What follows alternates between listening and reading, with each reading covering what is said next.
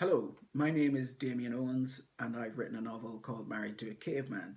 It's a comedy set in Dublin about three couples, neighbours, all of whom are under pressure.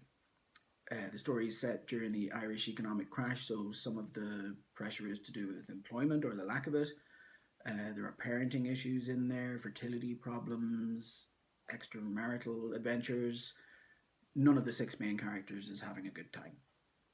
And things get a lot worse when one of the husbands, Stephen, decides that what he really wants and nay deserves is to have a man cave, a place where he can be alone with his beloved video game collection. So he clears out the garage and sets one up. And the idea spreads. Vincent next door decides that he would quite like to have a little mock pub in his garage, so he does that. And across the street, Leo, who's a serious vinyl record collector, sets up what is essentially a shrine to his enormous music collection. Now, you may or may not be surprised to learn that these moves don't go down particularly well with the men's wives, Nancy, Julie, and Deirdre, and trouble ensues. Lots of it. I got started on this idea just by being interested in the man caves themselves as a sort of phenomenon. If you look on the internet, there are hundreds of examples of men going to absurd expense and effort to make themselves these very elaborate hidey holes, very often to do with an obsession with some sport or hobby. There are a lot of home cinemas too. Sort of sports bar themes are very popular. Um, and I started to wonder about that because I think that's something that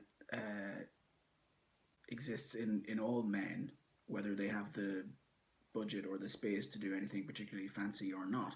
There's something in some very deep and ancient part of our brain that tells us we should have a space of our own where we can close the door and be alone with our thing, whatever our thing happens to be.